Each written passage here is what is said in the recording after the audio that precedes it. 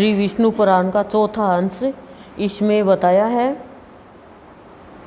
आज कि निमि का चरित्र बताया है और निमि के वंश के विषय में बताया है। श्री पराशर जी बोले, इक्ष्वाकु का जो निमि नामक पुत्र था उसने 1 सहस्त्र वर्ष में समाप्त होने वाले यज्ञ का आरंभ किया।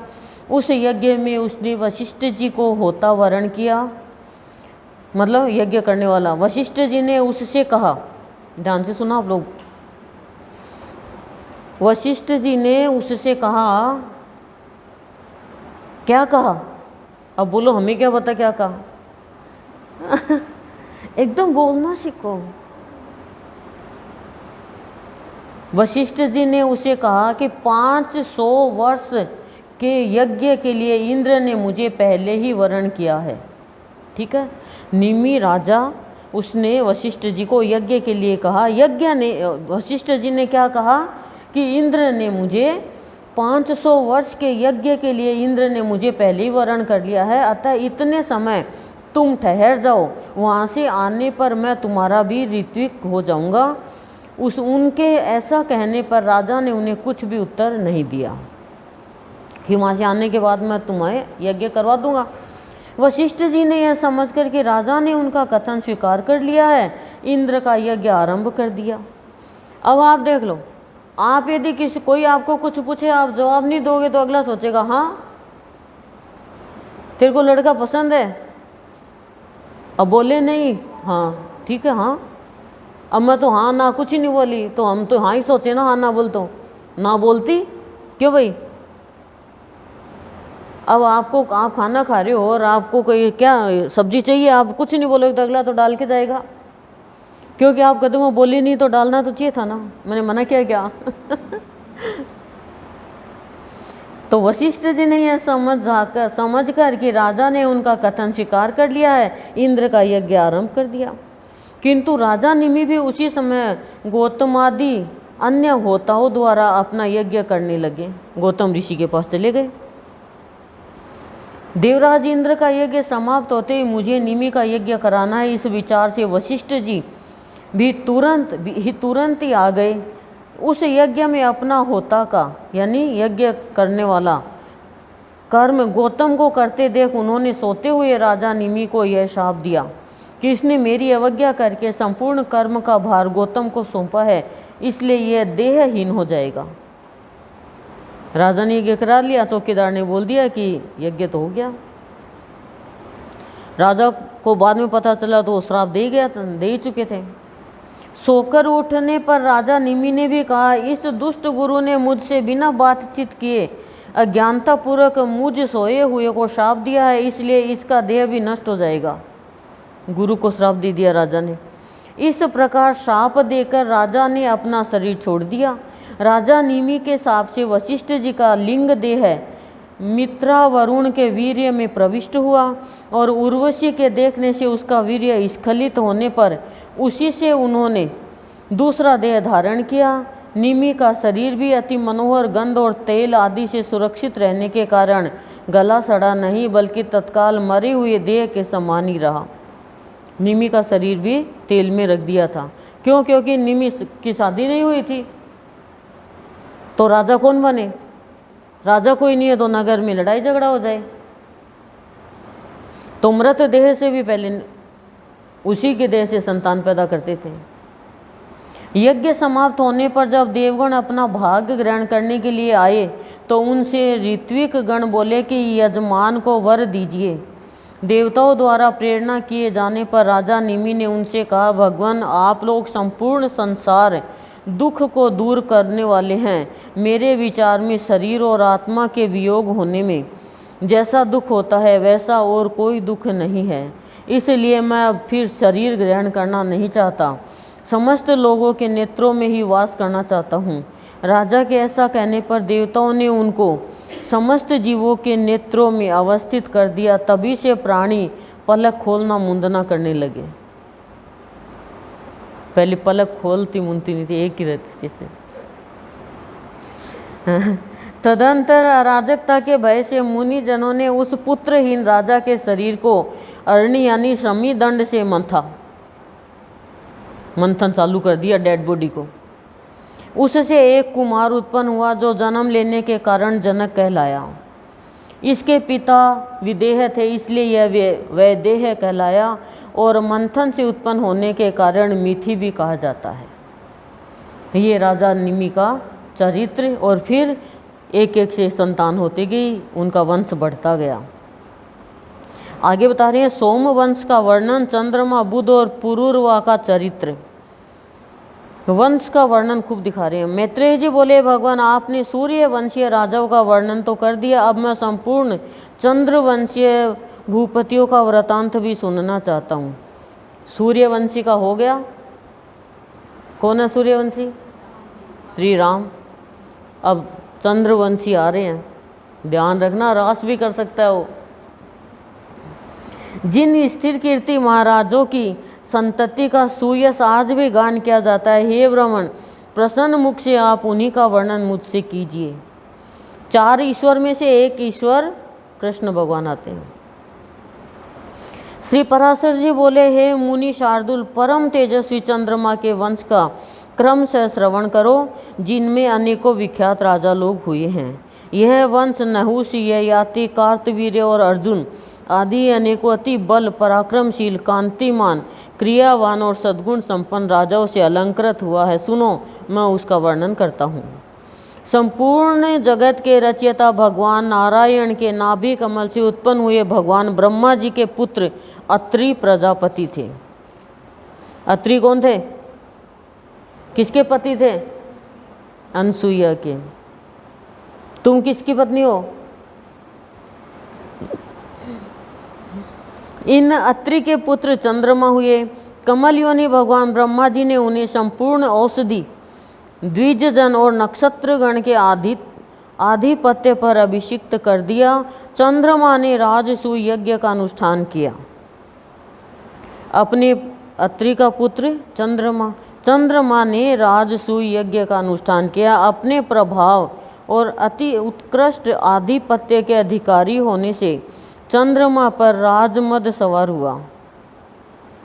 देखो, देवताओं को भी नहीं छोड़ता ये राज का मद।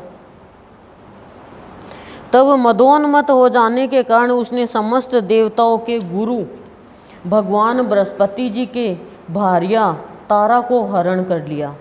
सोचो, सुनना स्टोरी। तब बृहस्पति जी की प्रेरणा से भगवान ब्रह्मा जी के बहुत कुछ कहने सुनने और देवर्षियों के मांगने पर भी उसे नहीं छोड़ा। बृहस्पति जी से द्वेष करने के कारण शुक्र जी भी चंद्रमा के सहायक हो गए। बृहस्पति और शुक्र की दुश्मनी। बृहस्पति जी तो निकले, शुक्राचार्य ही करते थे, क्योंकि ये भी एक ईर्ष्या की है। देवताओं ने बृहस्पति को अपना गुरु चुन लिया और शुक्राचार्य जी चाह रहे थे, बस तभी से वो असुरों के, दैत्यों के गुरु बन गए और देवताओं के दुश्मन बन गए। बृहस्पति जी से द्वेष करने के कारण शुक्र जी भी चंद्रमा के सहायक हो गए और अंगिरा से विद्या लाभ करने के कारण भगवान रुद्र ने बृहस्पति की सहायता की, क्योंकि बृहस्पति जी अंगिरा के पुत्र हैं। वैसे शुक्र देव भी बहुत गुणवान थे, लेकिन नहीं, सारा ब्रह्मा जी का विधाता का लिखा हुआ होता है। कोई ईर्ष्या भी करता है तो उस समय वो जरूरी ही हो जाती है। ये आप मान के चलो। ये सनत कुमार 4 है, इन्होंने श्राप दे दिया भगवान नारायण के जय विजय चौकीदार को। भगवान तो अंदर बैठे ही थे, लेकिन उनको भी मद था कि भगवान आराम कर रहे हैं, और उनके अंदर भगवान ने ही पैदा कर दी ईर्ष्या, और उन्होंने श्राप दे दिया कि 3 घड़ी तक हमने आपका इंतजार किया तो 3 जन्म होगा, और भगवान के ही तुम दुश्मन बनोगे, शत्रु बनोगे, और भगवान के हाथों से ही मरोगे। तब हिरण्यकशिपु बना। वो तो आ गई शायद स्टोरी, अभी आगे और आ जाएगी। वैसे आपको पता ही होगा, आप तो समझदार हो सब। जिस पक्ष में शुक्र जी थे उस ओर से जंब और कुंभ आदि समस्त दैत्य दानव भी सहायता देने में बड़ा उद्योग किया। तथा सकल देव सेना सहित इंद्र बृहस्पति जी के सहायक हुई। अब लड़ाई होगी तो डबल डबल हो गए ना, ग्रुप बन गए। इस प्रकार तारा के लिए उनमें तारकामय नामक अत्यंत घोर युद्ध छिड़ गया। भाई तारा के नाम से हो तो युद्ध का नाम तारकामय हो गया, देव और असुर का हो तो देव असुर संग्राम हो गया, है ना। पारिवारिक हो तो परिवार की लड़ाई होगी, और सब मिलके हो तो महाभारत हो गया, यानी विशाल सभी राजा आ गए।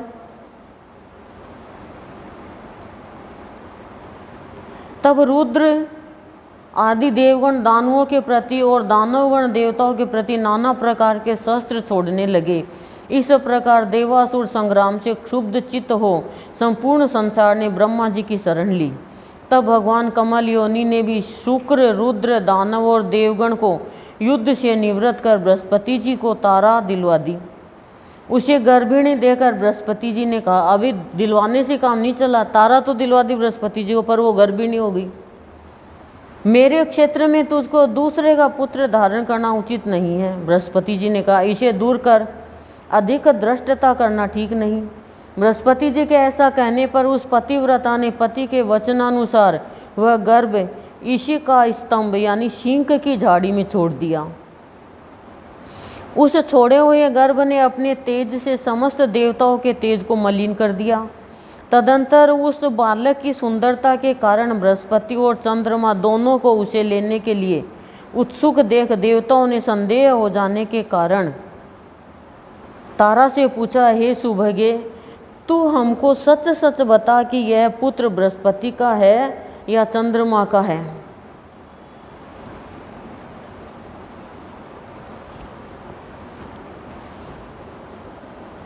उनके ऐसा कहने पर तारा ने लज्जावश कुछ भी न कहा।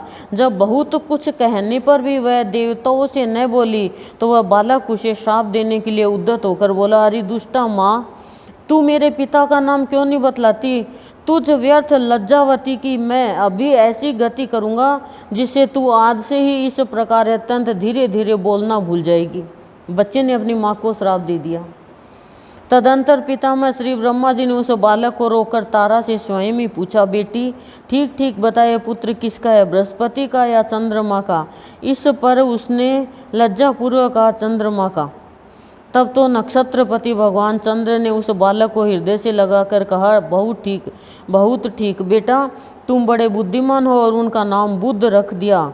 इस समय उनके निर्मल कपोलों की कांति उच्छ्वासित और देदीप्यमान हो रही थी, क्योंकि पुत्र मिल गया।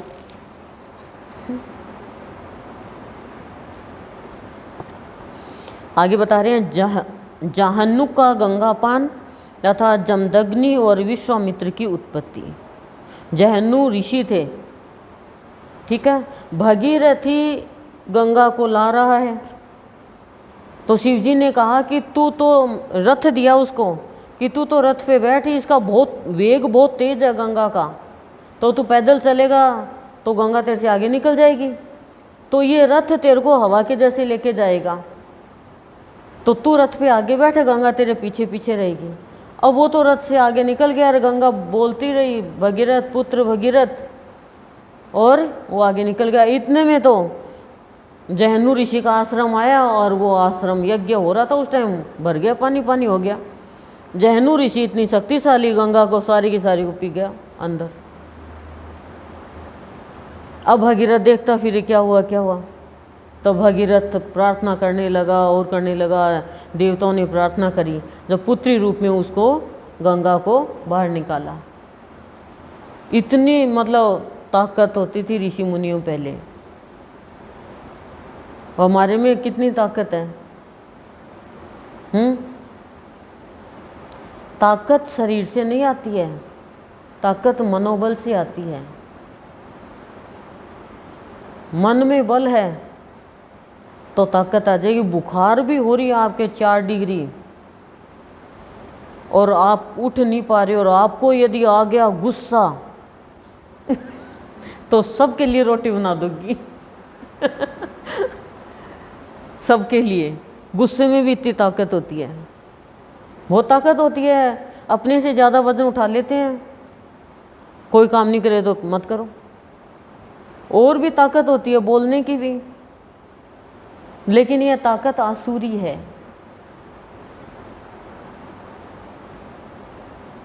जब वो क्रोध जाता है तब एकदम शांत, तब सिर दुखता है, आंखें भी दर्द करने लग जाती है, शरीर एकदम कंपकपाने लग जाता है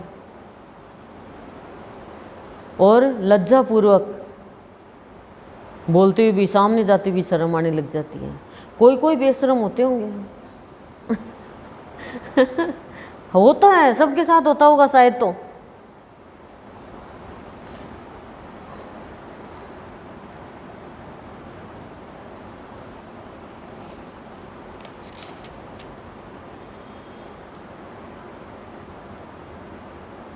फिर ये जहन्नू, ये बता दिया आपको जहन्नू का गंगापान। राजा पुरूरवा के परम बुद्धिमान आयु, अमावसु, विश्वावसु, श्रतायु, शतायु और अयुतायु नामक 6 पुत्र हुए। अमावसु के भीम, भीम के कांचन, कांचन के सोहद्र और सोहद्र के जहन्नू नामक पुत्र हुआ, जिसने अपनी संपूर्ण यज्ञशाला को गंगा जल से आप्लावित देख क्रोध से रक्त नयन हो भगवान यज्ञ पुरुष को परम समाधि के द्वारा अपने में स्थापित कर संपूर्ण गंगा जी को पी लिया। तब देवर्षियों ने इन्हें प्रसन्न किया और गंगा जी को इनकी पुत्री रूप से पाकर ले गई। ठीक है। उसके बाद बताया कि ये सत्यवती ने जमदग्नि को जन्म दिया। जमदग्नि ऋषि कौन थे बताओ? किसके पिता थे? परशुराम के। और उसकी माता ने विश्वामित्र को उत्पन्न किया तथा सत्यवती की कौशिकी नाम की नदी हो गई थी। जहन्नू के सुमंतु नामक पुत्र व सुमंतु के अजक, अजक के बलाकाशव, बलाकाशव के कुश और कुश के कुशांबर, कुश नाभ, अधूर्त राजा और वसु नामक 4 पुत्र हुए। उनमें से कुशांबर ने इस इच्छा से कि मेरे इंद्र के समान पुत्र हो तपस्या की। उसके उग्र तप को देखकर बल में कोई, ध्यान से सुनना, कुशांब ने इस इच्छा से कि मेरे इंद्र के समान पुत्र हो तपस्या की। उसके उग्र तप को देखकर बल में कोई अन्य मेरे समान न हो जाए, इस भय से इंद्र स्वयं ही इनका पुत्र हो गया। वह गाधी नामक पुत्र कौशिक कहलाया। तभी विश्वामित्र को गाधी पुत्र कहते हैं। गाधी ने सत्यवती नाम की कन्या को जन्म दिया। उसे भृगुपुत्र ऋचिक ने वरण किया। गाधी ने अति क्रोधी और अति वृद्ध ब्राह्मण को कन्या न देने की इच्छा से ऋचिक से कन्या के मूल्य में जो चंद्रमा के समान कांतिमान और पवन के तुल्य वेगमान हो ऐसे एक सहस्त्र श्याम कर्ण घोड़े मांगे, किंतु महर्षि ऋचिक ने अश्वतीर्थ से उत्पन्न हुए वैसे एक सहस्त्र घोड़े उन्हें वरुण से लेकर दे दिए।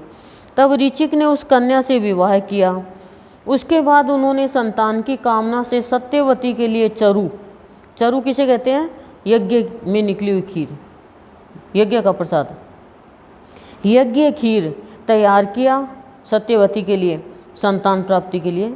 और उसी के द्वारा प्रसन्न किए जाने पर एक क्षत्रिय श्रेष्ठ पुत्र की उत्पत्ति के लिए एक और चरु उसकी माता के लिए भी बनाया। सत्यवती की माता के लिए भी एक चरु यानी यज्ञ की खीर का प्रसाद। और यह चरु तुम्हारे लिए है तथा यह तुम्हारी माता के लिए, ठीक है, इसका तुम यथोचित उपयोग करना। ऐसा कहकर वे वन को चली गई। ओके। उनका उपयोग करते समय सत्यवती की माता ने उससे कहा, अब सत्यवती की माता देखो क्या कह रही है, बेटी सभी लोग अपने ही लिए सबसे अधिक गुणवान पुत्र चाहते हैं, अपनी पत्नी के भाई के गुणों में किसी की भी विशेष रुचि नहीं होती, ठीक है। अतः तू अपना चरु तो मुझे दे दे और मेरा तू ले ले, क्योंकि मेरे पुत्र को तो संपूर्ण भूमंडल का पालन करना होगा। सत्यवती की माँ बोल रही है। और ब्राह्मण कुमार को तो बल, वीर्य तथा संपत्ति आदि से लेना ही क्या है। ऐसा कहने पर सत्यवती ने अपना चरु अपनी माता को दे दिया। अपना प्रसाद नहीं देना चाहिए, इसमें ये आया है, जो प्रसाद खुद के हिस्से में आया है। ऐसे ही उसने अमर फल दे दिया। किसने दिया बताओ? वहाँ तो बस भर्तरी है, संत ने एक अमर फल दिया था। और उसने सोचा मैं उससे ज़्यादा प्यार करता हूँ। पत्नी को पत्नी राजा की बजाय अश्व साफ करने वाले को प्यार करती थी। उसने उसको वो वेश्या से करता था, उसने वेश्या को दे दिया। वेश्या ने सोचा मैं अमर होके क्या करूँगी, उसने राजा को दे दिया। राजा की वैराग्य आ गया कि मैं जिससे प्यार करता हूँ वो मेरे से धोखा कर रही है, तो सब वैसा ही है। तो जो प्यार करने वाला धोखा करता ना, तभी जाके वैराग्य आता है, ये मत सोचो। और भक्ति करने वाले को जो सताते हैं ना, तभी वो भक्ति में आगे बढ़ता है। और आप ये सोचोगे कि हम भक्ति करें, हमें सब प्यार करें, ये संभव नहीं होगा, नहीं तो तुम उन्हीं में अटक जाओगे। ये तो भगवान की लीला है, भगवान की कृपा है। अभी आप लोगों के साथ भक्ति प्रकट ही नहीं हुई।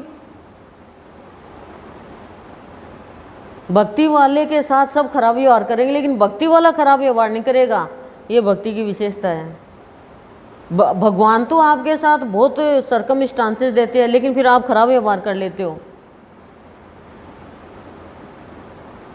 तो आपकी भक्ति डामाडोल हो जाती है।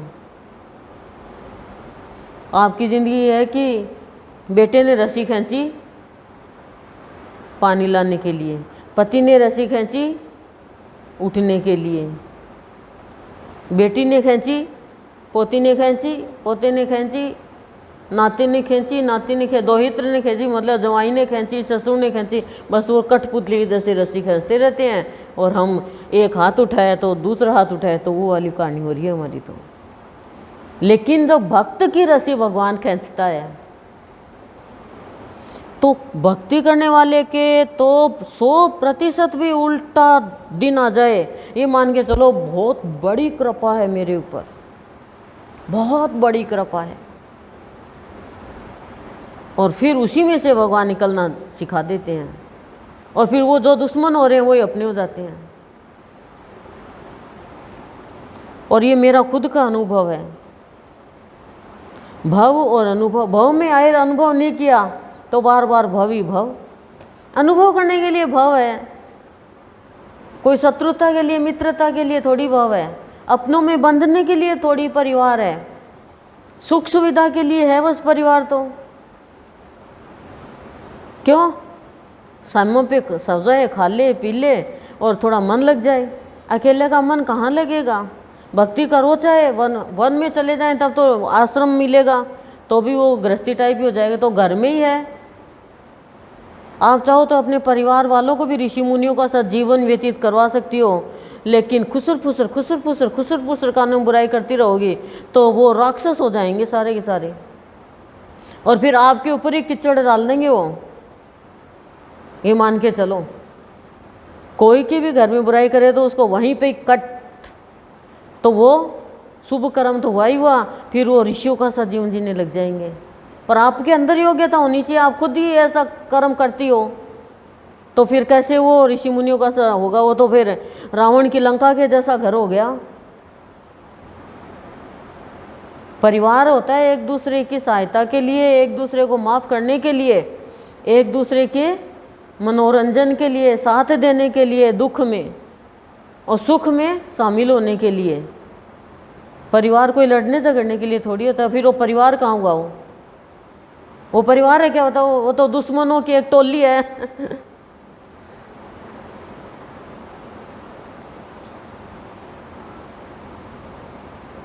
माता को दे दिया, कहने का मतलब चाहे माता ही क्यों ना हो, गलत काम मत करो।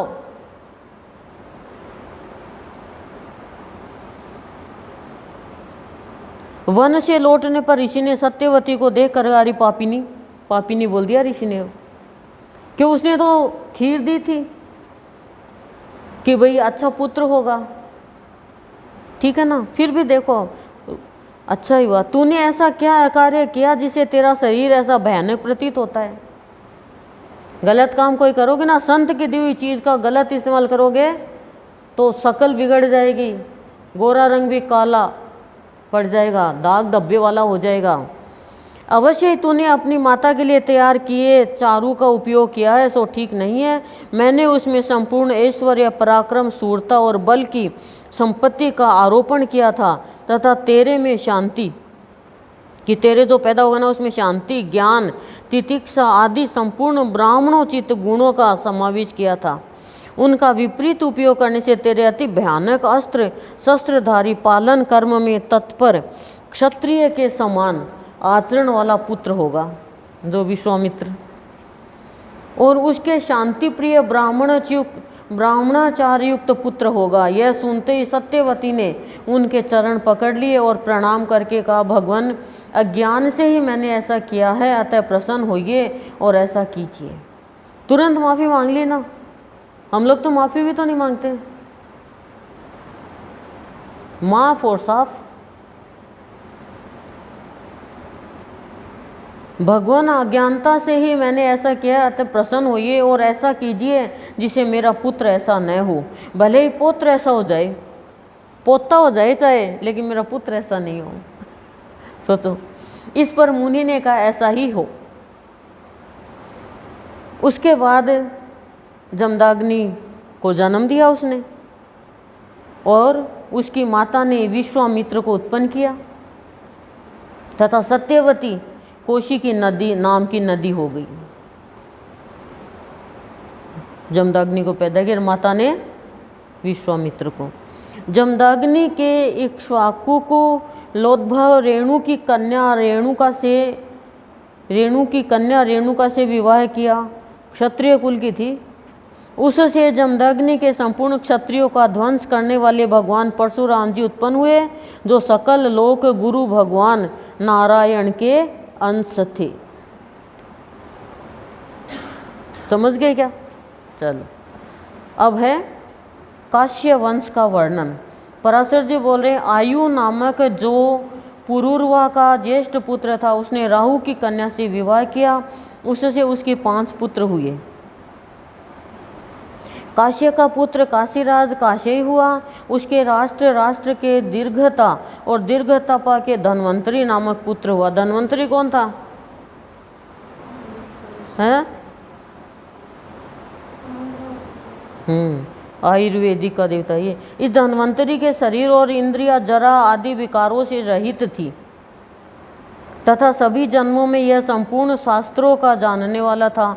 पूर्व जन्म में भगवान नारायण ने उसे यह वर दिया था कि काशी राज के वंश में उत्पन्न होकर तुम संपूर्ण आयुर्वेद को 8 भागों में विभक्त करोगे, आयुर्वेद को, और यज्ञ भाग के भोक्ता होगे। भगवान का ही रूप है, भगवान नारायण का ही। अब है महाराज रजी और उनके पुत्रों का चरित्र। श्री पराशर जी बोले, रजी के अतुलित बल पराक्रमशाली 500 पुत्र थे। एक बार देवासुर संग्राम के आरंभ में एक दूसरे को मारने की इच्छा वाले देवता और दैत्यों ने ब्रह्मा जी के पास जाकर पूछा, हे भगवान, हम दोनों के पारस्परिक कलह में कौन सा पक्ष जीतेगा? तब भगवान ब्रह्मा जी बोले, जिस पक्ष की ओर से राजा रजी शस्त्र धारण कर युद्ध करेगा उसी पक्ष की विजय होगी। तब दैत्यों ने जाकर रजी से अपनी सहायता के लिए प्रार्थना की। इस पर रजी बोले, यदि देवताओं को जीतने पर मैं आप लोगों का इंद्र हो सकूं तो आपके पक्ष में लड़ सकता हूं।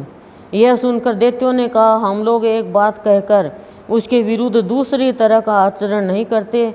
हमारे इंद्र तो प्रहलाद जी है और इन्हीं के लिए हमारा यह संपूर्ण उद्योग है। ऐसा कहकर जब दैत्यगण चले गए तो देवताओं ने भी आकर राजा से उसी प्रकार प्रार्थना की और उनसे भी उसने वही बात कही। तब देवताओं ने यह कहकर कि आप ही हमारे इंद्र होंगे, उसकी बात स्वीकार कर ली। अतः रजी ने देव सेना की सहायता करते हुए अनेक महान अस्त्रों से दैत्यों की संपूर्ण सेना नष्ट कर दी। तदंतर शत्रु पक्ष को जीत चुकने पर देवराज इंद्र ने रजी के दोनों चरणों को अपने मस्तक पर रखकर कहा, भय से रक्षा करने और अन्न दान देने के कारण आप हमारे पिता है। आप संपूर्ण लोकों में सर्वोत्तम हैं, क्योंकि मैं त्रिलोकेंद्र आपका पुत्र हूँ। अब ययाति का चित्र है।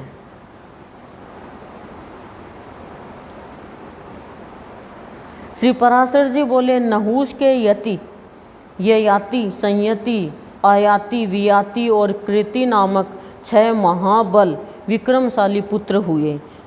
यति ने राज्य की इच्छा नहीं की, इसलिए ययाति ही राजा हुआ। ययाति ने शुक्राचार्य जी की पुत्री देवयानी और वृषपर्वा की कन्या शर्मिष्ठा से विवाह किया था। देवयानी ने यदु और तुर्वसु को जन्म दिया तथा वृषपर्वा की पुत्री शर्मिष्ठा ने दुहु, अनु और पुरु को उत्पन्न किया।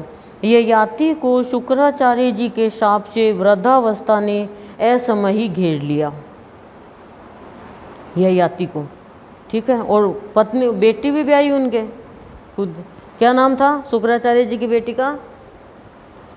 देवयानी, अभी तो बताया।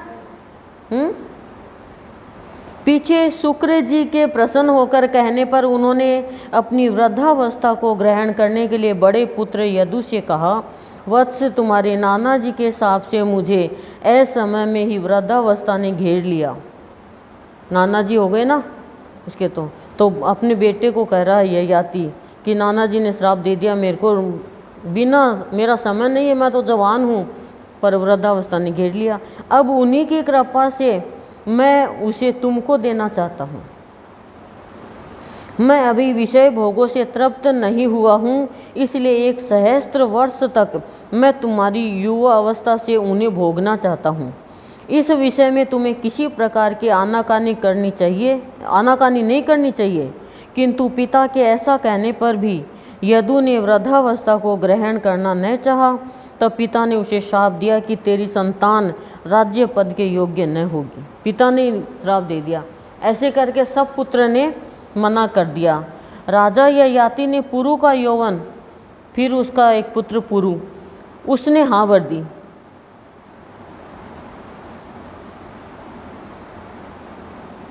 क्या हुआ? अंत में सबसे छोटे शर्मिष्ठा के पुत्र पुरु से भी वही बात कही, तो उसने अति नम्रता और आदर के साथ पिता को प्रणाम करके उदारता पूर्वक कहा, यह तो हमारे ऊपर आपका महान अनुग्रह है। ऐसा कहकर पुरु ने अपने पिता की वृद्धावस्था ग्रहण कर उन्हें अपना यौवन दे दिया, ठीक है।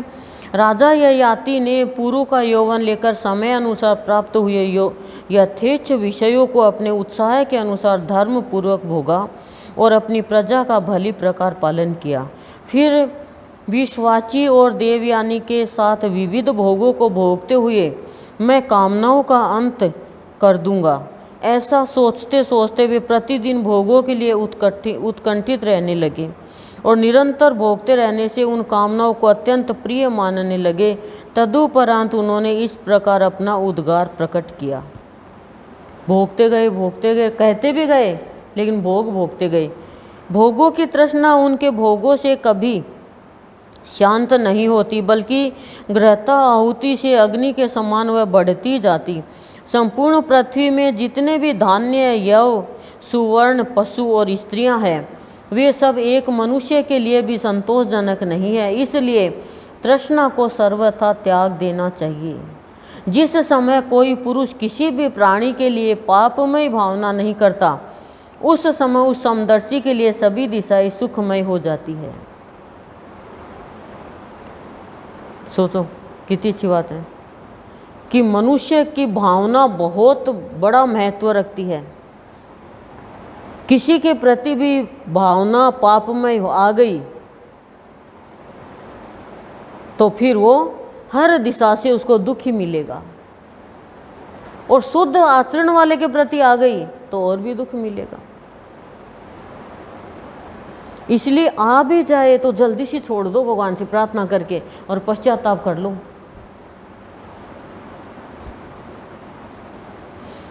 दुर्मतियों के लिए जो अत्यंत दुस्तज्य है तथा वृद्धावस्था में भी जो शिथिल नहीं होती, बुद्धिमान पुरुष उस तृष्णा को त्याग कर सुख से परिपूर्ण हो जाता है। अवस्था के जीर्ण होने पर केश और दांत तो जीर्ण हो जाते हैं, किंतु जीवन और धन की आशा है उसके जीर्ण होने पर भी नहीं जीर्ण होती। वाह वाह वाह, कि दांत गिर जाते हैं, अवस्था जीर्ण होने पर केश और दांत तो जीर्ण हो जाते हैं, बाल और दांत काम के नहीं रहते, या तो टकला हो जाएगा या सफ़ेद हो जाएंगे, ठीक है। किंतु जीवन और धन की आशा उसके जीर्ण होने का नाम ही नहीं लेती। और जीऊँ और धन आ जाए और धन आ जाए। मतलब बुढ़ी बुढ़ी भी पियर जाएगी ना तो भी कहेगी मेरे भाई मैंने राखी बांध के यो दियो मैंने यो दियो नहीं। अब देने लायक हो गई, अब भी तो लेने लायक है क्या? लेकिन ना 2 दिन तो पियर चली जाऊं। बहुत ही ये 2 सासुएं बात कर रही थी कि बहू को ना हर 15 दिन लेने आ जाते हैं, कोई बात हुई क्या? तो एक सास थी वो सत्संग में जाती थी, वो बोली तो तेरे को भी तो अभी लेने आए थे ना, तू भी? हाँ मेरे तो बहुत मन करे जाने के लिए, मैं तो ये सोचूं बस मेरा भाई तो 8वें दिन आ जाए। तो बोले बहू भी तो चली जाए, तेरा मन करता, तेरा ध्यान ही नहीं जाता, ये क्या चल जाए, ये इसको काम करना, मैं काम थोड़ी करती हूँ। अब बताओ, कोई जवाब ही नहीं। मनुष्य के पास हर बात का तोड़। जो दूसरों का दुख महसूस करता है उसको दुख भगवान हरण कर लेते हैं। मान के चलो, आप कोई भी व्यवहार करो, बात करो, किसी को दुख देने के लिए मत करो, रास्ते पे लाने के लिए करो।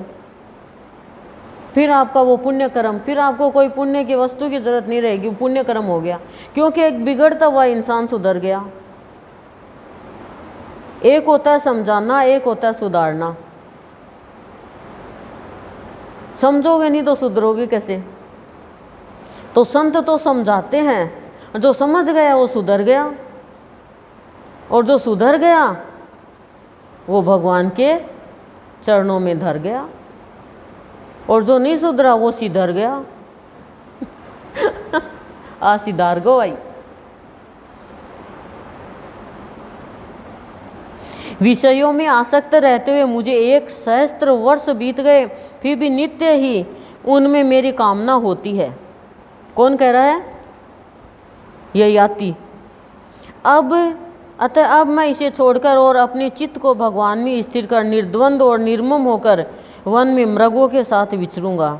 पराशर जी बोले, उसके बाद राजा ययाति ने पुरुष से अपनी वृद्धावस्था लेकर उसका यौवन दे दिया, वापस दे दिया। क्या परमानेंट यौवन रह गया कैसे? और उसे राज्य पद पर अभिषिक्त कर वन को चले गए। पहले का ज़माने का कुछ नहीं कह सकते। पहले कहाँ हवाई जहाज थी, उड़ के जाते। बताओ, रावण के पास था वो, अपन उड़न खटोला बोलते हैं, विमान। भगवान के पास था, विष्णु भगवान के पास गरुड़ चलाता था विमान। कुबेर का था रावण के पास, तो सबके पास ही था, सब ग्रहों के पास में है। 1 मिनट में ऊपर चले जाए, 1 मिनट में नीचे आ जाए। पहले ब्रह्मलोक में जाते ही थे, इंद्र के उसमें जाते ही थे। इंद्र की दोस्ती थी धरती के राजा से।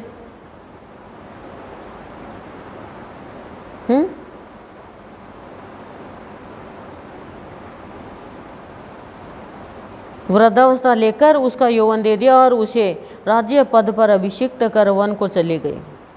उन्होंने दक्षिण पूर्व दिशा में तुर्वसु को, पश्चिम में दुयु को, दक्षिण में यदु को और उत्तर में अनु को मांडलिक पद पर नियुक्त किया अपने बेटों को, तथा पूर्व को संपूर्ण भूमंडल के राज्य पर अभिषिक्त कर स्वयं वन को चले गए। अब आ गया है कृष्ण भगवान के वंश का विवरण, यदुवंश। यदुवंश का वर्णन और सहस्त्रार्जुन का चरित्र।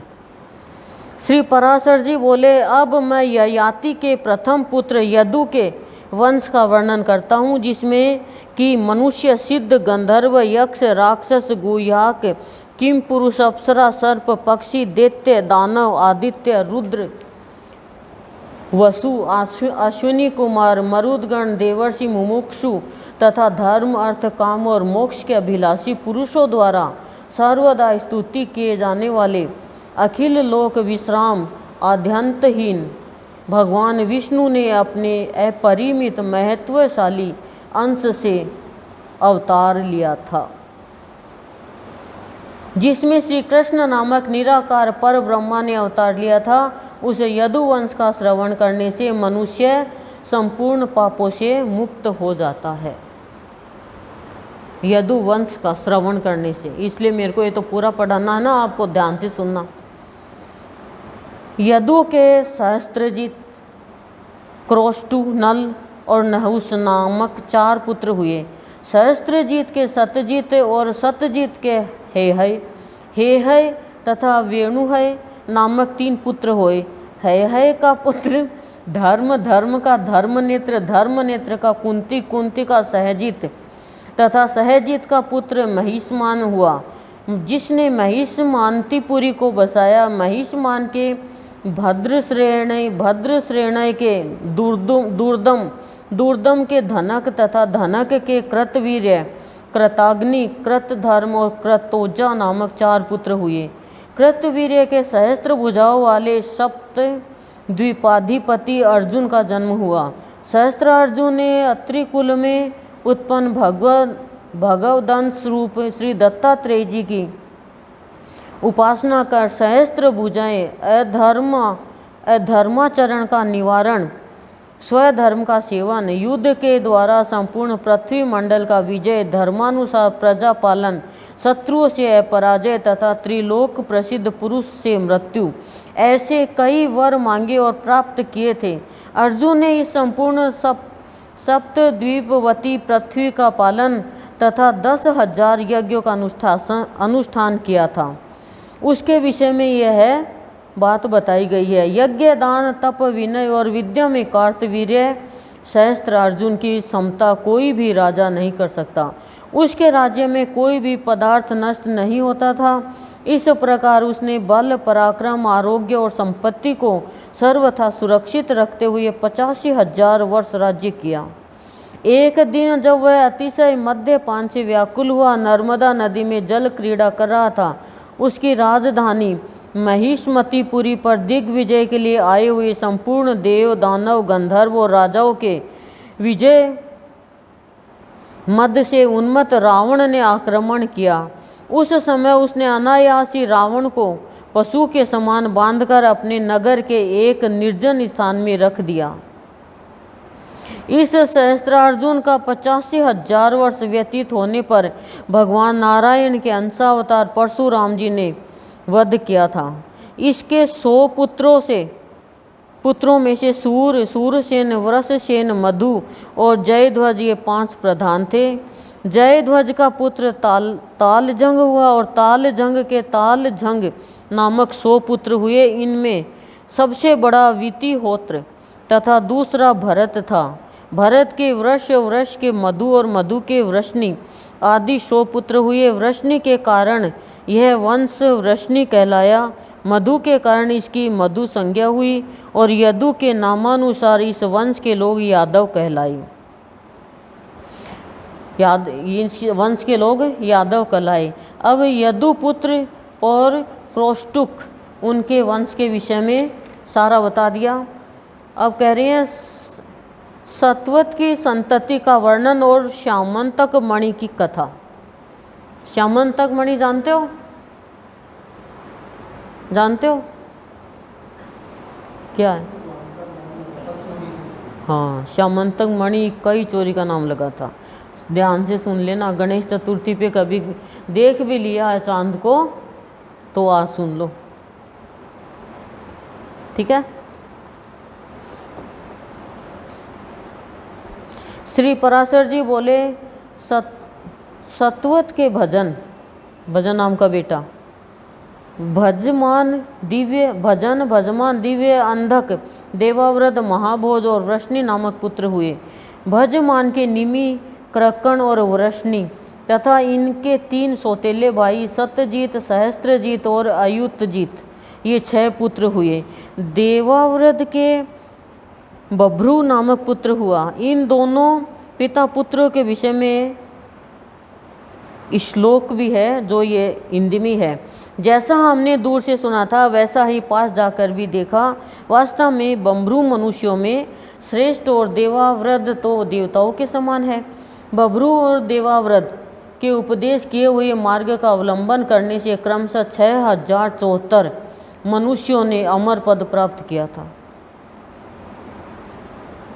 महाभोज बड़ा धर्मात्मा था। उसकी संतान में भोजवंशी तथा मृतिकावरपुर निवासी मार्तिकावर नृपतिगण हुए। वृष्णि के 2 पुत्र सुमित्र और युथाजित हुए। उनमें से सुमित्र के अनमित्र के निग्न तथा निग्न से प्रसेन और सत्राजित का जन्म हुआ। उस सत्राजित के मित्र भगवान आदित्य हुए। आदित्य कौन? सूर्य भगवान। एक दिन समुद्र तट पर बैठे हुए सत्राजित ने सूर्य भगवान की स्तुति की। उसके तन्मय होकर स्तुति करने से भगवान भास्कर, सत्राजित ने, सूर्यदेव ने ही सत्राजित को दी थी ये सामंतक मणि। भगवान भास्कर उसके सम्मुख प्रकट हुए। उस समय उनको स्पष्ट मूर्ति धारण किए हुए देखकर सत्राजित ने सूर्य से कहा, आकाश में अग्निपिंड के समान आपको जैसा मैंने देखा है वैसा ही सम्मुख आने पर भी देख रहा हूँ। यहाँ आपकी प्रसाद स्वरूप कुछ विशेषता मुझे नहीं दिखती। सत्राजित के ऐसा कहने पर भगवान सूर्य ने अपने गले से श्यामंतक नाम की उत्तम महामणि उतारकर अलग रख दी। तब सत्राजित ने भगवान सूर्य को देखा। उनका शरीर किंचित ताम्रवर्ण, अति उज्ज्वल और लघु था तथा उनके नेत्र कुछ पिंगल वर्ण थे। तदंतर सत्राजित के प्रणाम तथा स्तुति आदि कर चुकने पर सहस्त्रांशु भगवान आदित्य ने उससे कहा, तुम अपना अभीष्ट वर मांगो। सत्राजित ने उस श्यामंतक मणि को ही मांगा। तब भगवान सूर्य उसे वह मणि देकर अंतरिक्ष में अपने स्थान को चले गए। फिर सत्राजित ने उस निर्मल मणि रत्न से अपना कंठ सुशोभित होने के कारण तेज से सूर्य के समान समस्त दिशाओं को प्रकाशित करते हुए द्वारका में प्रवेश किया। द्वारकावासी लोगों ने उसे आते देख पृथ्वी का भार उतारने के लिए अंश रूप से अवतीर्ण हुए मनुष्य रूपधारी आदि पुरुष भगवान पुरुषोत्तम से प्रणाम करके कहा, भगवान आपके दर्शनों के लिए निश्चय ही ये भगवान सूर्य देव आ रहे हैं। उनके ऐसा कहने पर भगवान ने उनसे कहा, ये भगवान सूर्य नहीं है, सत्राजित है। यह सूर्य भगवान से प्राप्त हुई श्यामंतक नाम की महामणि को धारण कर यहाँ आ रहा है। तुम लोग अब विश्वस्त होकर इसे देखो। भगवान के ऐसा कहने पर द्वारकावासी उसे उसी प्रकार देखने लगे।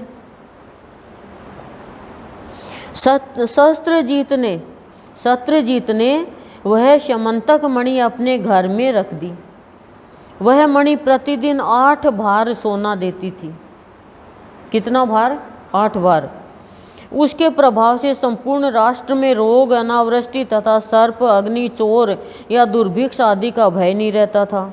भगवान अच्युत को भी ऐसी इच्छा हुई कि यह दिव्य रत्न तो राजा उग्रसेन के योग्य है, किंतु जातीय विद्रोह के भय से समर्थ होते हुए भी उन्होंने उसे छीना नहीं।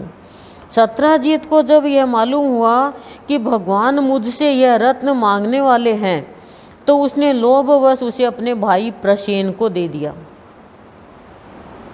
किंतु इस बात को न जानते हुए कि पवित्रता पूर्वक धारण करने से तो यह मणि सुवर्ण दान आदि अनेक गुण प्रकट करती है और अशुद्धावस्था में धारण करने से घातक हो जाती है। प्रसेन उसे अपने गले में बांधे हुए घोड़े पर चढ़कर मृगया के लिए वन को चला गया। वहाँ उसे एक सिंह ने मार डाला। जब वह सिंह घोड़े के सहित उसे मारकर उस निर्मल मणि को अपने मुंह में लेकर चलने को तैयार हुआ तो उसी समय ऋक्षराज जाम्बवान ने उसे देखकर मार डाला। हैं? शेर को मार दिया और मणि ले ली। तभी तो जाम्बवंती मिलेगी अब भगवान कृष्ण को।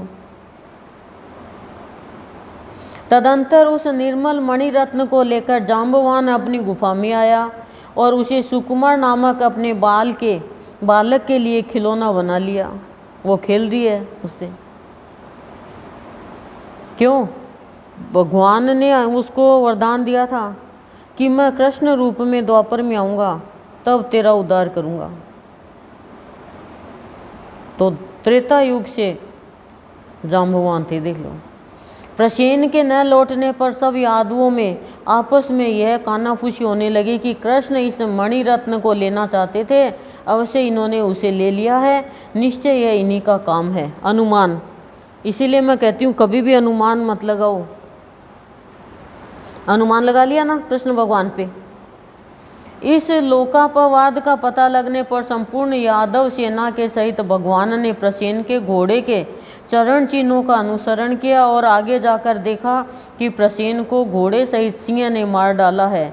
फिर सब लोगों के बीच सिंह के चरण चिन्ह देख लिए जाने से अपनी सफाई हो जाने पर भी भगवान ने उन चिन्हों का अनुसरण किया और थोड़ी ही दूरी पर ऋक्ष राज का मारे हुए सिंह को देखा, किंतु उस रत्न के महत्व के कारण उन्होंने जाम्बवान के पद चिन्हों का भी अनुसरण किया और संपूर्ण यादव सेना को पर्वत के तट पर छोड़कर ऋक्ष राज के चरणों का अनुसरण करते हुए स्वयं उनकी गुफा में घुस गए। भीतर जाने पर भगवान ने सुकुमार को बहलाती हुई धात्री की यह वाणी सुनी। सिंह ने प्रसेन को मारा और सिंह को जाम्बवान ने, हे सुकुमार तू रो मत, यह समंतक मणि तेरी ही है। यह सुनने से समंतक का पता लगने पर भगवान ने भीतर जाकर देखा कि सुकुमार के लिए खिलौना बनी हुई समंतक मणि धात्री के हाथ पर अपने तेज से देदीप्यमान हो रही है। समंतक मणि की ओर अभिलाषापूर्ण दृष्टि से देखते हुए एक विलक्षण पुरुष को वहाँ आया देख धात्री त्राही त्राही करके चिल्लाने लगी। उसके आर्तवाणी को सुनकर जाम्बवान क्रोधपूर्ण हृदय से वहाँ आया। फिर परस्पर रोष बढ़ जाने से उन दोनों का 21 दिन तक घोर युद्ध हुआ। पर्वत के पास भगवान की प्रतीक्षा करने वाले यादव सैनिक 7-8 दिन तक उनके गुफा से बाहर आने की बाट देखते रहे, किंतु जब इतने दिनों तक वे उसमें से न निकले तो उन्होंने समझा कि अवश्य ही श्री मधुसूदन इस गुफा में मारे गए, नहीं तो जीवित रहने पर शत्रु के जीतने में उन्हें इतने दिन क्यों लगते। ऐसा निश्चय कर वे द्वारका में चले आए और वहाँ कह दिया कि श्री कृष्ण मारे गए। उनके बंधुओं ने यह सुनकर समयोचित संपूर्ण और्ध्य देही कर्म कर दिए, मरने के बाद जो करते इधर अति श्रद्धापूर्वक दिए हुए विशिष्ट पात्रों सहित इनके अन्न और जल से युद्ध करते समय श्री कृष्णचंद्र के बल और प्राण की पुष्टि हो गई तथा अति महान पुरुष के द्वारा मर्दित हुए उनके अत्यंत निष्ठुर प्रहारों के आघात से पीड़ित शरीर वाले जाम्बवान का बल निराहार रहने से क्षीण हो गया। अंत में भगवान से पराजित होकर जाम्बवान ने उन्हें प्रणाम करके कहा, भगवान आपको तो देवता असुर गंधर्व यक्ष राक्षस आदि कोई भी नहीं जीत सकते, फिर पृथ्वी तल पर रहने वाले अल्पवीर्य मनुष्य अथवा मनुष्यों के अवयवभूत धम जैसे तिर्यक योनिगत जीवों की तो बात ही क्या है। अवश्य ही आप हमारे प्रभु श्री रामचंद्र जी के समान सकल लोक प्रतिपालक भगवान नारायण के ही अंश से प्रकट हुए हैं। जाम्बवान के ऐसा कहने पर भगवान ने पृथ्वी का भार उतारने के लिए अपने अवतार लेने का संपूर्ण वृतांत उससे कह दिया। उसे प्रीतिपूर्ण अपने हाथ से छूकर युद्ध के श्रम से रहित कर दिया। तदंतर जाम्बवान ने पुनः प्रणाम करके उन्हें प्रसन्न किया और घर पर आए हुए भगवान के लिए अर्ध्य स्वरूप अपनी जाम्बवती नाम की कन्या दे दी तथा उन्हें प्रणाम करके मणि रत्न समंतक भी दे दिया। भगवान अच्युत ने भी उस अति विनीत से लेने योग्य न होने पर भी अपने कलंक शोधन के लिए वह मणि रत्न ले लिया और जाम्बवंती के सहित द्वारका में आए। उस समय भगवान कृष्णचंद्र के आगमन से जिनके हर्ष का वेग अत्यंत बढ़ गया है, उन द्वारिका वासियों में से बहुत ढली हुई अवस्था वालों में भी उनके दर्शन के प्रभाव से तत्काल ही मानो नव यौवन का संचार हो गया तथा संपूर्ण यादवगण और उनकी स्त्रियां अहो भाग्य ऐसा कहकर उनका अभिवादन करने लगी। भगवान ने भी जो जो बात जैसे जैसे हुई थी वह ज्यों की त्यों यादव समाज में सुना दी और 17 जीत को समंतक मणि देकर मिथ्या कलंक से छुटकारा पा लिया। फिर जाम्बवती को अपने अंतःपुर में पहुंचा दिया।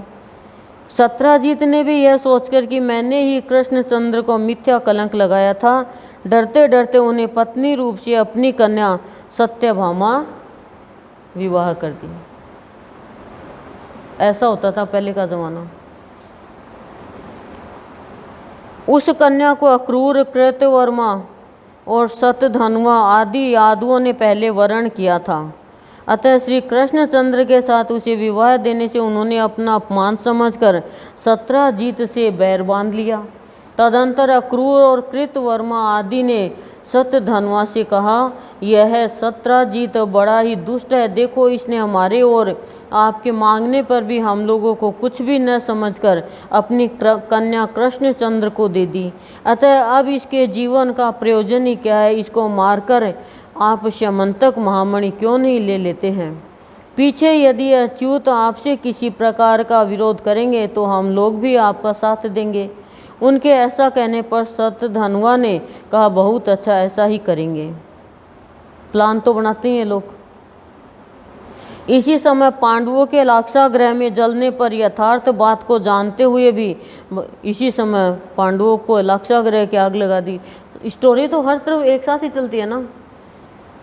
यथार्थ बात को जानते हुए भी भगवान कृष्णचंद्र दुर्योधन के प्रयत्न को शिथिल करने के उद्देश्य से कुलोचित कर्म करने के लिए वारणावत नगर को गए। उनके चले जाने पर शतधन्वा ने सोते हुए सत्राजित को मारकर वह मणिरत्न ले लिया। पिता के वध से क्रोधित हुई सत्यभामा तुरंत ही रथ पर चढ़कर वारणावत नगर में पहुंची और भगवान कृष्ण से बोली, भगवान पिताजी ने मुझे आपके कर कमलों में सौंप दिया। इस बात को सहन न कर सकने के कारण शतधन्वा ने मेरे पिताजी को मार ही दिया और उस श्यमंतक नामक मणिरत्न को ले लिया है, जिसके प्रकाश से संपूर्ण त्रिलोकी भी अंधकार शून्य हो जाएगी। इसमें आप ही की हंसी है, इसलिए सब बातों का विचार करके जैसा उचित समझे करें। सत्यभामा के ऐसा कहने पर भगवान श्री कृष्ण ने मन ही मन प्रसन्न होने पर भी उनसे क्रोध से आंखें लाल करके कहा, सत्य, अवश्य इसमें मेरी ही हंसी है। अब बताओ, नाम सत्यभामा और बोल रहा सत्य, तो फिर भगवान से तो सीखते हैं सभी। अपनी अपनी पत्नी को प्यार से सब ऐसे ही बोलते हैं। फिर सत्य, अवश्य इसमें मेरी ही हंसी है। उस दुरात्मा के इस कुकर्म को मैं सहन नहीं कर सकता, क्योंकि यदि ऊंचे वृक्ष का उल्लंघन न किया जा सके तो उस पर घोंसला बनाकर रहने वाले पक्षियों को नहीं मार दिया जाता, अर्थात बड़े आदमियों से पार न पाने पर उनके आश्रितों को नहीं दबाना चाहिए। इसलिए अब तुम्हें हमारे सामने इस शोक प्रेरित वाक्यों के कहने की और आवश्यकता नहीं है। तुम शोक छोड़ दो, मैं इसका भली प्रकार बदला चुका दूंगा। सत्यभामा से इस प्रकार कह भगवान वासुदेव ने द्वारका में आकर श्री बलदेव जी से एकांत में कहा, वन में आखेट के लिए गए हुए प्रसेन को तो सिंह ने मार दिया, अब शतधन्वा ने सत्राजित को भी मार दिया। इस प्रकार उन दोनों के मारे जाने पर मणिरत्न श्यमंतक पर हम दोनों का समान अधिकार होगा। इसलिए उठिए और रथ पर चढ़कर शतधन्वा के मारने का प्रयत्न कीजिए। कृष्णचंद्र के ऐसा कहने पर बलदेव जी ने भी बहुत अच्छा कह उसे स्वीकार किया। कृष्ण और बलदेव को अपने वध के लिए उद्धत जान शतधन्वा ने कृतवर्मा के पास जाकर सहायता के लिए प्रार्थना की। तब कृतवर्मा ने इससे कहा, मैं बलदेव और वासुदेव से विरोध करने में समर्थ नहीं हूँ।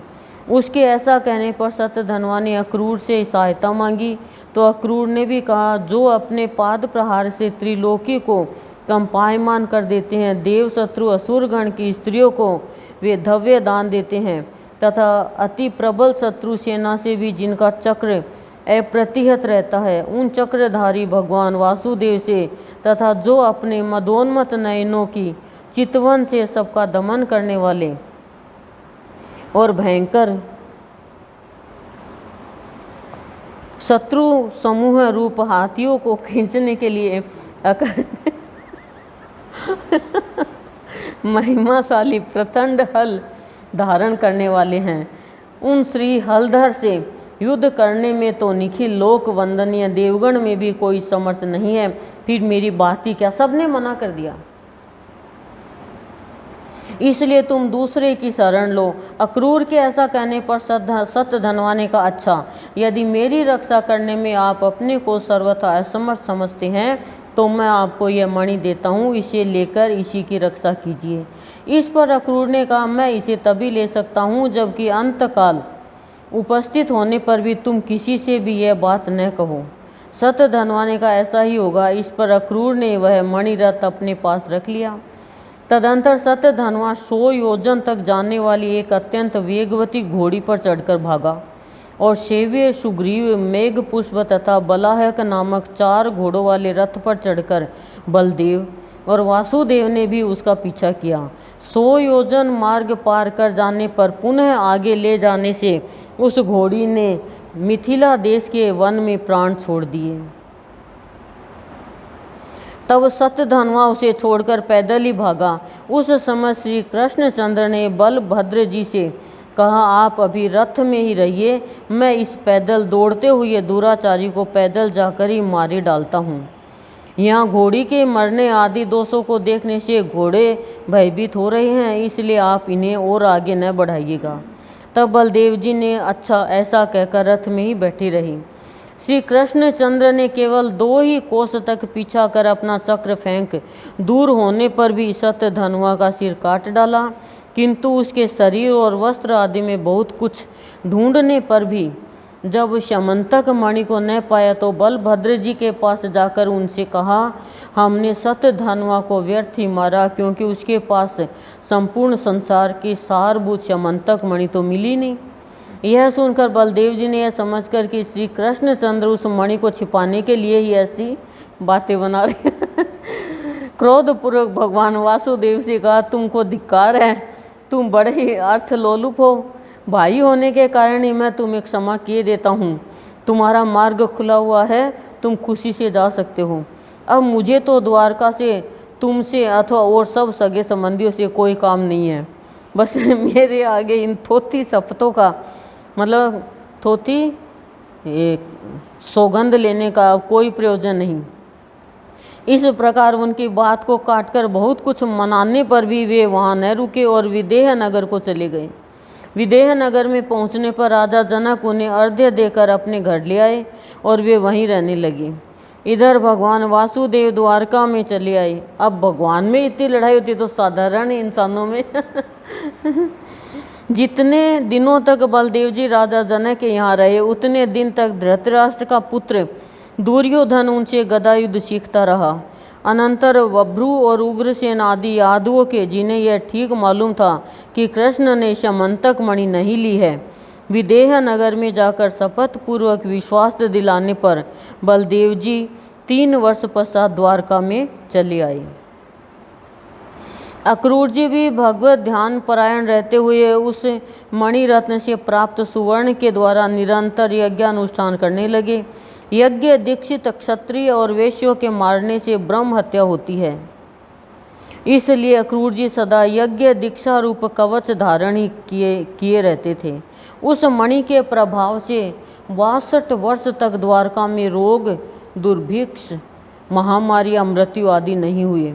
फिर अक्रूर पक्षीय भोजवंशियों द्वारा सात्वत के प्रपौत्र शत्रुघ्न के मारे जाने पर भोजों के साथ अक्रूर भी द्वारका को छोड़कर चले गए। उनके जाते ही उसी दिन से द्वारका में रोग, दुर्भिक्ष, सर्प, अनावृष्टि और मरी आदि उपद्रव होने लगे।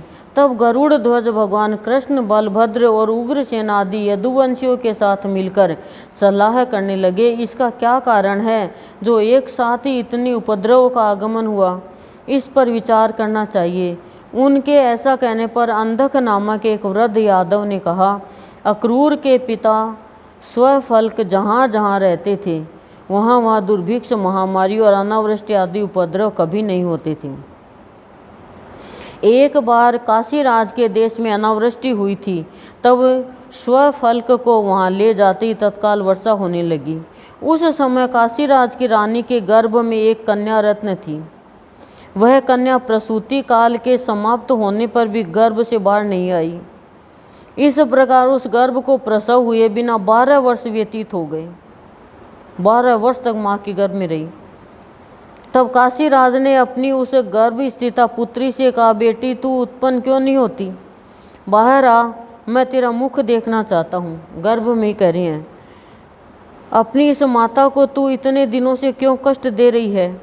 राजा के ऐसा कहने पर उसने गर्भ में ही रहते हुए ही कहा, पिताजी, यदि आप प्रतिदिन एक गौ ब्राह्मण को दान देंगे तो अगले 3 वर्ष बीतने पर मैं अवश्य गर्भ से बाहर आऊँगी। 3 वर्ष के बाद।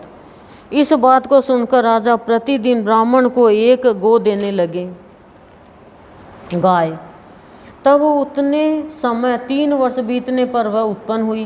पिता ने उसका नाम गांधिनी रखा और उसे अपने उपकारक स्वफल्क को घर आने पर अर्धे रूप से दे दिया। उसी से स्वफल्क के द्वारा इन अक्रूर जी का जन्म हुआ है। इनके ऐसी गुणवान माता पिता से उत्पत्ति हुई है, तो फिर उनके चले जाने से यहाँ दुर्भिक्ष और महामारी आदि उपद्रव क्यों न होंगे। अतः उनको यहाँ ले आना चाहिए।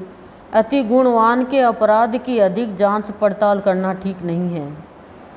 यादव वृद्ध अंधक के ऐसे वचन सुनकर कृष्ण, उग्रसेन और बलभद्र आदि यादव स्वफल्क पुत्र अक्रूर के अपराध को भुलाकर उन्हें अभय दान देकर अपने नगर में ले आए।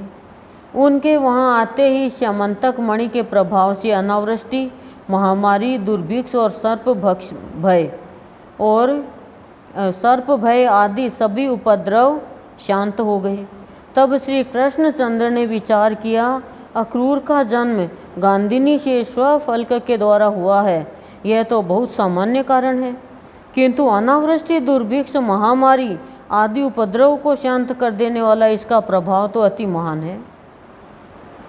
अवश्य इसके पास वह श्यामंतक नामक महामणि है, उसी का ऐसा प्रभाव सुना जाता है। इसे भी हम देखते हैं कि एक यज्ञ के पीछे दूसरा और दूसरे के पीछे तीसरा, इस प्रकार निरंतर अखंड यज्ञानुष्ठान करता रहता है। और इसके पास यज्ञ के साधन यानी धन आदि भी बहुत कम है, इसलिए इसमें संदेह नहीं कि इसके पास श्यामंतक मणि अवश्य है। ऐसा निश्चय कर किसी और प्रयोजन के उद्देश्य से उन्होंने संपूर्ण यादवों को अपने महल में एकत्रित किया। समस्त यदुवंशियों के वहां आकर बैठे जाने के बाद प्रथम प्रयोजन बताकर उसका उपसंहार होने पर प्रसंगांतर से अक्रूर के साथ परिहास करते हुए भगवान कृष्ण ने उनसे कहा, हे दानपते, जिस प्रकार धनवा ने तुम्हें संपूर्ण संसार की सारभूत व श्यामंतक नाम की महामणि सौंपी थी, वह हमें सब मालूम है। वह संपूर्ण राष्ट्र का उपकार करती हुई तुम्हारे पास है तो रहे, उसके प्रभाव का फल तो हम सभी भोगते हैं, किंतु ये बलभद्र जी हमारे ऊपर संदेह करते थे, इसलिए हमारी प्रसन्नता के लिए आप एक बार उसे दिखला दीजिए। भगवान वासुदेव के ऐसा कहकर चुप हो जाने पर रत्न साथ ही लिए रहने के कारण अक्रूर जी सोचने लगे, अब मुझे क्या करना चाहिए। यदि और किसी प्रकार कहता हूँ तो केवल वस्त्रों के ओट में टटोलने पर ये उसे देख ही लेंगे और इनसे अत्यंत विरोध करने में हमारा कुशल नहीं है। ऐसा सोचकर निखिल संसार के कारण स्वरूप श्री नारायण से अक्रूर जी बोले, भगवान सत्यधनवा ने मुझे वह मणि सौंप दी थी। उसके मर जाने पर मैंने यह सोचते हुए बड़ी ही कठिनता से इसे इतने दिन अपने पास रखा है कि भगवान आज, कल या परसों इसे मांगेंगे। इसकी चौकसी के क्लेश से संपूर्ण भोगों में अनासक्त चित होने के कारण मुझे सुख का लेस मात्र भी नहीं मिला। भगवान ये विचार करते हैं कि यह संपूर्ण राष्ट्र के उपकारक इतने से भार को भी नहीं उठा सकता, इसलिए स्वयं मैंने आपसे कहा नहीं। अब लीजिए, आपकी यह श्यामंतक मणि यह रही, आपकी जिसे इच्छा हो उसे ही इसे दे दीजिए। देखो कितना युक्ति से कृष्ण भगवान ने कहा, कितनी युक्ति से ही अक्रूर जी ने कहा। तब अक्रूर जी ने अपने कटी वस्त्र में छिपाई हुई एक छोटी सी सोने की पिटारी में स्थित वह श्यामंतक मणि प्रकट की। उस पिटारी से निकालकर यादव समाज में रख दी। उसके रखते ही वह संपूर्ण स्थान उसकी तीव्र कांति से देदीप्यमान होने लगा। तब अक्रूर जी ने कहा, मुझे यह मणि सत्यधनवा ने दी थी, यह जिसकी हो वह ले ले। उसको देखने पर सभी यादवों का विस्मय पूर्वक साधु साधु यह वचन सुना गया। उसे देखकर बलभद्र जी ने अच्युत के ही समान इस पर मेरा भी अधिकार है, इस प्रकार अपनी अधिक स्पृहा दिखलाई। बड़े भाई ने भी दिखाई। तथा यह मेरी ही पैतृक संपत्ति है। इस तरह सत्यभामा ने भी उसके लिए अपनी उत्कट अभिलाषा प्रकट की। बलभद्र और सत्यभामा को देख कृष्णचंद्र ने अपने को बैल और पहिए के बीच में पड़े हुए जीव के समान दोनों ओर से संकटग्रस्त देखा। बैल एक तरफ बैल और एक तरफ पहिया, एक तरफ पत्नी एक तरफ बड़ा भाई। और समस्त यादवों के सामने वे क्रूर जी से बोले, इस मणि रत्न को मैंने अपनी सफाई देने के लिए ही इन यादवों को दिखलाया था। इस मणि पर मेरा और बलभद्र जी का तो समान अधिकार है और सत्यभामा की यह पैतृक संपत्ति है और किसी का इस पर और कोई अधिकार नहीं है। यह मणि सदा शुद्ध और ब्रह्मचर्य आदि गुणयुक्त रहकर धारण करने से संपूर्ण राष्ट्र का हित करती है और अशुद्ध अवस्था में धारण करने से अपने आश्रयदाता को भी मार डालती है। मेरे 16,000 स्त्रियां हैं, इसलिए मैं इसके धारण करने में समर्थ नहीं हूँ। इसीलिए सत्यभामा भी इसको कैसे धारण कर सकती है। आर्य बलभद्र को भी इसके कारण से मदिरापान आदि संपूर्ण भोगों को त्यागना पड़ेगा। इसलिए हे दानपते, ये यादवगण, बलभद्र जी, मैं और सत्यभामा सब मिलकर आपसे प्रार्थना करते हैं कि इसे धारण करने में आप ही समर्थ हैं। आपके धारण करने से यह संपूर्ण राष्ट्र का हित करेगी, इसलिए संपूर्ण राष्ट्र के मंगल के लिए आप ही इसे पूर्ववत धारण कीजिए। इस विषय में आप और कुछ भी न कहें। भगवान के ऐसा कहने पर दानपति अक्रूर ने जो आज्ञा कहे वह महारत्न ले लिया। तब से अक्रूर जी सबके सामने उस अति देदीप्यमान मणि को अपने गले में धारण कर सूर्य के समान किरण जाल से युक्त होकर विचरने लगे। भगवान के मिथ्या कलंक शोधन रूप इस प्रसंग का जो कोई स्मरण करेगा उसे कभी थोड़ा सा भी मिथ्या कलंक न लगेगा। उसकी समस्त इंद्रियां समर्थ रहेगी तथा वह समस्त पापों से मुक्त हो जाएगा।